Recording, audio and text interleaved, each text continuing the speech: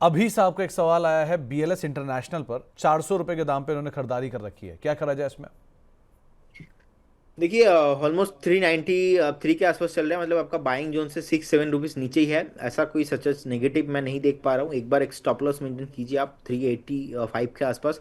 आपको बहुत जल्दी स्टॉक 425 430 तक जाने को दिखाई दे सकता है। वेट करने का सलाह रहेगा। ऑलरेडी कोई भी अगर फ्रेश बाय करने का लिए आप सोच रहे हो तो करेंट जोन से भी आप बाय करके जा सकते हो। लगता है कि 425 430 से कमिंग शॉर्ट टर्म के लिए। ममता सिंह जी का एक सवाल आया। पहले तो आपकी बड़ी प्रशंसक हैं, आपकी फैन हैं, और उन्होंने पूछा है कि तो एनएसडीएल और एम्बर इंटरप्राइजेज, इन दोनों में क्या करें? एम्बर तो आज काफ़ी टूटा है वो पीजी के चक्कर में, और एनएसडीएल बढ़िया चल चुका है। सो क्या किया जाए इन दोनों में? देखिए अंबर में अभी भी कुछ नहीं करना। जिस तरीके से ब्रेकडाउन आया है मुझे लगता है कि ये अगर आज का क्लोजिंग हो जाता है एक बार 6,900 के नीचे बाई चांस हो जाता है तो ऊपर नीचे से थोड़ा बहुत रिकवरी रिकवरी भी आया है 6,800 के आसपास। सो मुझे लगता है कि एक बार वेट करने का सलाह रहेगा। इमीडिएट लेवल पे तो यहाँ पे बाई नहीं करना चाहिए। 2-4 दिन और थोड़ा कैरी फॉरवर्ड हो सकता है। और एनएसडीएल को लेके मेरा देखिए लॉन्ग टर्म में मैं पॉजिटिव हूँ। लॉन्ग टर्म में कुछ भी प्रॉब्लम नहीं है। लेकिन शॉर्ट टाइम ने ऑलरेडी लास्ट 3 से 4 दिन एक एक दिन 10% 20% 15% इतना ऊपर आ चुका है। तो करेंट जोन से बाई करने का एक बहुत बड़ा लेवल का थ्रेट है। सेलिंग प्रेशर अभी नहीं आ रहा है। तो इसीलिए बहुत सारे लोगों को लग रहा है अरे बाई करो बाई करो। एक बार अगर सेलिंग प्रेशर आएगा ना आपको बेचने का भी टाइम नहीं मिलेगा। 8-10% 12% जितना ऊपर आया है उतना नीचे भी जा सकता है। ये मैं नेक्स्ट 2-4-5 दिन का मैं बात बोल रहा हूँ। तो इसीलिए थोड़ा स्टॉक को ठंडा होने दीजिए। शांत होने दीजिए। उसके बाद जाके एक्यूमुलेशन करना है। देखिए आज का ही डे है ऑलमोस्ट 1425 के आसपास से। तो बहुत सारे लोगों ने 1400 से एंट्री लिया। बहुत सारे लोगों ने 1380 के आसपास से एंट्री लिया। तो आज मैं सुबह ही बात कर रहा था उस टाइम पे 1380 के आसपास एक स्टॉप लॉस बताया था। तो उसके नीचे आ गया है अभी। तो मुझे लगता है कि नेक्स्ट 2 से 4 दिन आप वेट कीजिए वॉच कीजिए थोड़ा शांत होने दीजिए। लॉन्ग टाइम में प्रॉब्लम नहीं है। आपको ये स्टॉक 1600 1700 2000 भी आते हुए दिखेंगे। लेकिन जो शॉर्ट टाइम वाला एंट्री है बहुत इंपॉर्टेंट हो जाएगा। तो इसलिए मैं नहीं चाहता हूँ कि ये इतना ऊपर आ चुका है शांत नहीं हुआ है। अभी भी जो है गरम स्टॉक है। तो अवॉइड करने का सलाह रहेगा 1-2 दिन के लिए। लेकिन स्टॉक फंडामेंटली मुझे अच्छा लगता है। नहीं तो ये गरम गरम कैसे दिख रहा है आपको? धुआं तो कहीं उठ नहीं रहा? क्योंकि देखिए 15% लिस्टिंग गेन के दिन 10%। उसके बाद 15%। उसके बाद 20%। तो थोड़ा कितना जाएगा। और थोड़ा कंसोलिडेशन होने के लिए भी तो टाइम चाहिए। थोड़ा बहुत तो पेशेंस चाहिए। थोड़ा बहुत तो रेस्ट चाहिए। तो मुझे लगता है कि एक बार इसीलिए अभी भी गरम गरम माहौल इसमें है। तो थोड़ा अवॉइड कीजिए आप नेक्स्ट 2 से 3 दिन वेट एंड वॉच कीजिए। मतलब बजिंग स्टॉक है, इसलिए थोड़ा सा अभी दूर रहिए, आपको आगे समय मिलेगा इसमें। एक सवाल और आया है नैन्सी जी का। ये पूछ रही है कि एलगी इक्विपमेंट इन्होंने खरीद रखा है 551 रुपए के दाम पे, और किर्लोस्कर इंजन का शेयर भी इन्होंने ले रखा है 921 के दाम पे। क्या करना चाहिए इन दोनों में? किर्लोस्कर इंजन। जी। ओके। सो देखिए पहले मैं एलगी को लेके बता देता हूँ। अभी 511 के आसपास चल रहा है। मुझे लगता है कि स्टॉक का एक सपोर्ट है 495 के आसपास। तो 495 के आसपास है। यहाँ पे एक बार जो है आप स्टॉप लॉस मेंटेन करके जाइए। करेंट जोन से कोई बाई करने का सलाह नहीं रहेगा। मुझे लगता है कि एक बार 495 के नीचे अगर आता है तो इस केस में आपको और भी डाउन साइड पॉसिबल है। और अगर एक बार स्टॉक बाई चांस 535 540 के ऊपर सस्टेन करने लगता है तो उस केस में आपको और भी हायर प्राइस मिल सकता है। और एक स्टॉक आपने क्या बताया था? दूसरा नाम एलगी इक्विपमेंट और किर्लोस्कर इंजन। ओके।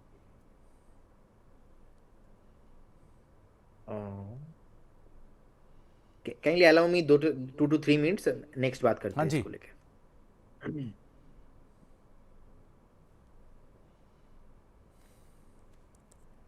ओके। देखिए अभी अब 908 के आसपास चल रहा है। मुझे लगता है कि स्टॉक में अभी कंसोलिडेशन होने के बाद रैली आना भी बाकी है। तो जिनके पास भी है एक बार वेट करने का सलाह होगा। मुझे लगता है कि बेस बन चुका है स्टॉक का और जबरदस्त स्टॉक ऊपर से नीचे आया है। नीचे से फिर से बाउंस बैक लगा के ऊपर आया है। जिस तरीके से बेस है मुझे लगता है कि फॉलो अप बाइंग पॉसिबल है। 200 वीकली डीएमए 928 के आसपास है। 912 का आज हाई है। 928 930 अगर इसके ऊपर एक बार भी सस्टेन करता है तो मुझे लगता है कि एक बार फिर से स्टॉक आपको 1150 1200 के आसपास जाने के लिए रेडी हो रहा है। जिनके पास है बने रहिए। फ्रेश बाई भी आप करके जा सकते हो विथ स्टॉप लॉस ऑफ 875 मैं बहुत कम स्टॉक होता है जहाँ पे फ्रेश रिकमेंडेशन देता हूँ। अगर चार्ट अच्छा नहीं लगता, चार्ट में मोमेंटम नहीं है, तो मैं इग्नोर ही करता हूँ। लेकिन पर्टिकुलर ये कंपनी मुझे अच्छा लग रहा है, मुझे लगता है कि ये स्टॉक ऊपर जाने के लिए रेडी हो रहा है। अरिहंत जी पूछ रहे हैं, पहले तो आपके प्रशंसक हैं, और पूछ रहे हैं कि क्या लेमन ट्री में फ्रेश एंट्री करनी चाहिए? देखिए, लेमन ट्री अभी 141 के आसपास चल रहा है, कंसोलिडेशन जोन पे है। और मुझे लगता है कि ये जो थीम है, ये थीम थोड़ा धीरे चलता है, सीजन के साथ चलता है। अभी इमीडिएट लेवल पे ऊपर नहीं आने वाला। एक रेसिस्टेंस बिल्ड हुआ है ऑलमोस्ट 158 155 के आसपास, ट्रिपल टॉप बिल्ड होके नीचे आ रहा है। तो अगर आपको लेना है तो 133 130 के आसपास लीजिए, क्योंकि 200 जो वीकली मूविंग एवरेज है वो का भी सपोर्ट है ऑलमोस्ट 134 के आसपास। सो 134 के आसपास आता है तो उस केस में एक्यूमुलेशन करने का सलाह रहेगा, अभी नहीं। तो अभी नहीं, आप कहीं नीचे आपको मिले तो आप करिएगा एंट्री। गगन अग्रवाल साहब पूछ रहे हैं कि अनूप इंजीनियरिंग 2700 रुपए के दाम पे लिया है इन्होंने, 2 साल ये होल्ड कर सकते हैं, क्या यहां पर एंट्री करनी चाहिए? अब देखिए, अनूप इंजीनियरिंग के साथ सीन क्या है, बहुत टाइम से कंसोलिडेशन हो रहा था, एंड कंसोलिडेशन होने के बाद धीरे धीरे हमने देखा कि एक बेस बिल्ड हुआ।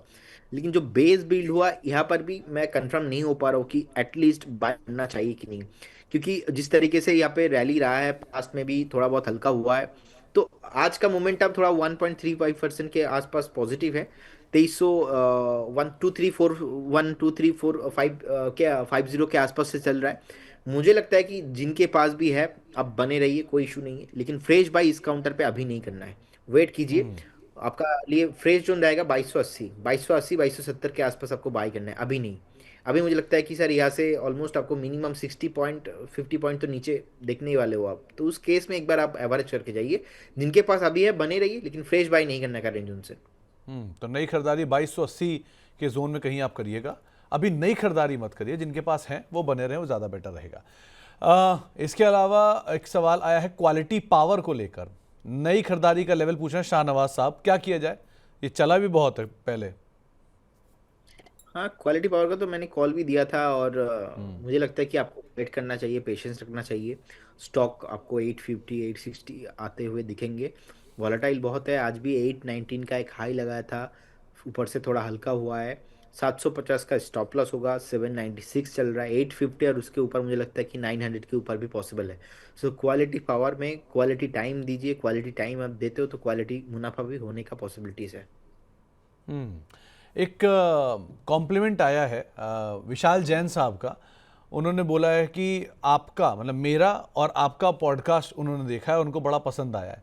मतलब मुझे तो नहीं याद कि मैंने आपके साथ पॉडकास्ट किया है, मेरे को तो सौभाग्य नहीं मिला आज से आप तक मिलने का, लेकिन उन्होंने पॉडकास्ट देखा है। खैर, उनको बड़ा पसंद आया, तो पॉडकास्ट पसंद आया इज़ द जिस्ट, वो तो अच्छा है। मेरे साथ नहीं था, शायद वो मित्तल वाला पॉडकास्ट उन्होंने देखा होगा जिसके बारे में वो बात कर रहे होंगे। लेकिन बहुत बहुत शुक्रिया सर देखने के लिए और सराहने के लिए।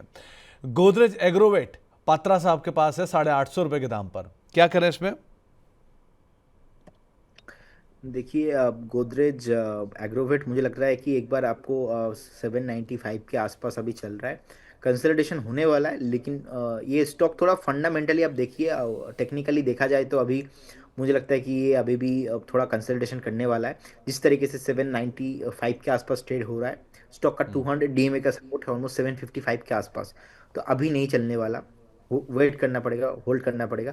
जिस तरीके से एक डबल टॉप बिल्ड हुआ था ऑलमोस्ट 730, उसके ऊपर ब्रेकआउट आया, फिर भी एक डबल टॉप के ही जो है रेसिस्टेंस से नीचे आया है। तो मुझे लगता है कि स्टॉक एक बार आपको मैक्सिमम 755 50 तक आने का पोटेंशियल है, लेकिन I don't think so much इसमें ज़्यादा कोई आपको सेलिंग प्रेशर आता हुआ दिखेगा। अच्छा कंपनी है, फंडामेंटल अच्छा है, बने रहने का सलाह होगा। 6 से 8 महीने का व्यू भी है, तो मुझे लगता है कि 950 920 पॉसिबल है, होल्ड करने का सलाह रहेगा। ओके, कैस्ट्रॉल पर एक सवाल आया है, 240 रुपए के दाम पे खरीदारी की है, शॉर्ट टर्म का नजरिया है, कैसे रीड कर रहे हो आप इसे? देखिए, कैस्ट्रॉल इंडिया लिमिटेड अभी 208 के आसपास है।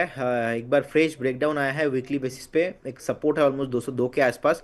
इमीडिएट लेवल पे कुछ नहीं करना है, आपको वेट करना है। 202 के आसपास एक स्टॉप लॉस मेंटेन कीजिए, और अगर ये स्टॉक 202 ब्रेक होता है तो आपको एग्जिट करने का ही सलाह होगा। फ्रेश बाई इस करंट जोन से नहीं करना है इस काउंटर पर। ओके, तो नई खरीदारी इन जोन्स पे एटलीस्ट आप ना करें, ये आपको एक राय दी गई है। फोर्टिस सिद्धार्थ नाथ साहब के पास है, मतलब है नहीं, वो खरीदना चाहते हैं, तो पूछ रहे हैं क्या यहाँ खरीदारी करें, जबकि ये शेयर रोज बरोज नए हाई बना रहा है। अब क्या करना चाहिए? अब देखिए, डेफिनेटली डेफिनेटली इस स्टॉक को आपके पास रहना चाहिए। और जिस तरीके से यहाँ पे एक रैली आया है, इनफैक्ट 2 हफ्ता पहले मैंने कॉल भी दिया था ऑलमोस्ट 840 से 850 के आसपास से। और इसमें टारगेट ही था 951, 1200 के आसपास, थोड़ा बहुत लॉन्ग टर्म व्यू मेरा।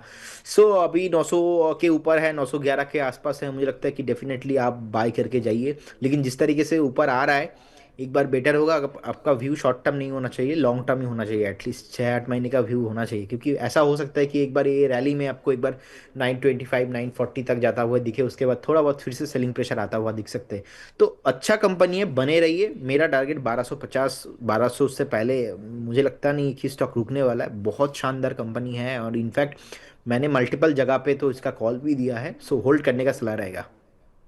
तो होल्ड करने की राय आपको यहाँ पर दी गई है फोर्टिस हेल्थ केयर के संदर्भ में। और लास्टली एक सवाल और लेना है, वो है जीई शिपिंग को लेकर।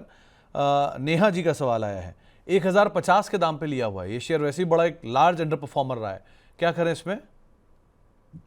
ओके, जी शिपिंग राइट। जी, ग्रेट ईस्टर्न शिपिंग। ओके, सो देखिए, करेंट जोन से मुझे लगता है कि आपको कुछ नहीं करना, एक बार वेट कीजिए। जिस तरीके का एक टॉप बना के नीचे आया है, सो आई थिंक स्टॉक में अभी जो है बेस बिल्ड नहीं हुआ है। तो बेस बिल्ड जहाँ पे नहीं होता है वहाँ पे फ्रेश बाय करने का रिकमेंडेशन मेरी तरफ से तो नहीं रहता है। और जिस तरीके से हमने देखा कि लास्ट कुछ दिनों में एक जो है वीकली कैंडल्स नेगेटिव हुआ है, सो ये थोड़ा नेगेटिव है मेरे लिए। तो एक बार वेट करने का सलाह होगा। मुझे लगता नहीं कि इमीडिएट लेवल पे यहाँ पे कुछ रिकवरी पॉसिबल है, तो एक बार वेट कीजिए। ओके, वेट कीजिए, ज्यादा बेटर रहेगा। दुर्गेश चौरसिया साहब पूछ रहे एनएचपीसी 90 रुपए पे लिया हुआ है, सेल कर दें क्या? देखिए, एनएचपीसी सेल मत कीजिए, बने रहिए, 82 के आसपास है। और मैं आई थिंक लास्ट 6 महीने से चिल्ला चिल्ला के बोल रहा हूँ कि NHPC if you want two by above 92.50, वो 88 में था, 87 में था, 85 में था। तो बने रहिए आप, ऐसा तो कुछ नेगेटिव सेंटिमेंट मुझे नहीं दिखाई दे रहा है। 77.50 स्टॉप, उसके साथ बने रहिए। 92.50 इसके ऊपर क्लोजिंग पे इसमें मोमेंटम आने वाला है। तो 92। क्या पी रहे हो प्रदीप सर? पानी है ना? पानी पानी सर, पानी, कोई इशू नहीं, पानी है। प्योर पानी है ना? हाँ, प्योर पानी सर। अच्छा, नहीं गुड़गांव में थोड़ा पूछना पड़ता है, मामला थोड़ा वहाँ अलग ही रहता है इसलिए। एनीवेज, एक सवाल आया है जय कुमार अग्रवाल साहब का। चेन्नई पेट्रो इन्होंने खरीद रखा है 702 रुपए के दाम पर, क्या करना चाहिए इसमें? देखिए, चेन्नई पेट्रो अभी 649 650 के आसपास चल रहा है। मुझे लगता है कि एक बार वेट करना चाहिए। जिस तरीके का रैली यहाँ पे बीच में देखने को मिला था, बाद में कंसोलिडेशन हो रहा है। एक बार आप 635 के स्टॉप लॉस के साथ बने रहिए। स्टॉक में अगर एक बार 665 इसके ऊपर सस्टेन होता है, मुझे लगता है कि 700 के ऊपर बहुत जल्दी आपको देखने को मिल सकता है। होल्ड कीजिए, वेट कीजिए, पेशेंस रखिए। राजकुमार प्रजापति साहब के पास टेक महिंद्रा में खरीदारी करने की इच्छा है, और आप आईटी पे बुलिश भी हैं, तो क्या खरीदारी करनी चाहिए ना? डेफिनेटली मुझे लगता है कि स्टॉक जो है आप देखेंगे रिसेंटली बहुत ऊपर से नीचे आया और बेस भी बना। और 1425 1430 के आसपास एक स्ट्रॉन्ग बेस बिल्ड हुआ, फिर से ऊपर जाने के लिए रेडी हो रहा है। करेंट जोन से बाई करने का सलाह रहेगा। इनफैक्ट लास्ट जितने भी हमने 10-15 स्टॉक को लेकर डिस्कशन किया है, मुझे लगता है कि ये स्टॉक जो है फंडामेंटली अच्छा है और अंडर वैल्यूएशन में अभी भी है। और आईटी में भी मैं बुलिश हूँ, तो इंडेक्स में बुलिश हूँ, स्टॉक में भी बुलिश हूँ। और इंटरेस्टिंग पॉइंट है ये कि सपोर्ट लेके अभी घूम रहा है। लास्ट एक हफ्ते पे एक मोमेंटम आया है, तो बेस कंफर्मेशन यहाँ पे हुआ है। सो एक बार अगर 1500 के ऊपर सस्टेन होता है तो और बेस कंफर्मेशन हो जाएगा। सो करेंट जोन से ही बाय करने का सलाह रहेगा। स्टॉप लॉस आप 1425 के आसपास रखिए। मुझे लगता है कि ये स्टॉक आपको 1680 1700 तक जाने का पॉसिबिलिटीज है। 4-5 महीने का व्यू रखिए। और ऐसा स्टॉक बहुत कम देखने को मिलता है। तो one of the my favourite stock है। लेवल अच्छा है, इंडेक्स भी सपोर्ट करेगा और स्टॉक भी अंडर वैल्यूएशन है। इंटरेस्टिंग पॉइंट है ये कि बेस बना के ऊपर आ रहा है। तो 1700 के टारगेट के लिए करेंट जोन से बाय करने का सलाह रहेगा। स्टॉप लॉस भी बहुत फेवरेबल है, 1483 चल रहा है, 1425 के आसपास स्टॉप लॉस मेंटेन कीजिए, बने रहिए। ओके, तो टेक महिंद्रा को लेकर राय आप सुन रहे थे। और लास्टली सेंट्रल बैंक के ऊपर एक सवाल आया है 38 रुपए के दाम पे, क्या करना चाहिए? आज पीएसयू बैंक चला भी हुआ है। देखिए, सेंट्रल बैंक अभी 35.77 के आसपास है। मुझे लगता है कि अब कंसोलिडेशन यहाँ पे और भी ज़्यादा होने वाला है। तो ऐसा कोई मोमेंटम सच इमीडिएट लेवल पे तो मैं नहीं देख पा रहा हूँ। तो जिनके पास है आप वेट कीजिए, फ्रेश रिकमेंडेशन इस काउंटर पे अभी नहीं रहेगा। ओके, तो नई खरीदारी की राय नहीं है, लेकिन हाँ आप है आपके पास तो बने रहिए। ज़्यादातर शेयरों में आज जैसे प्रदीप सर ने बने रहने की राय दी है कि बाजार ऐसा है जो वेट एंड वॉच वाला है, सो आप वेट एंड वॉच करिए, ऐसी कोई दिक्कत नहीं बाजार में।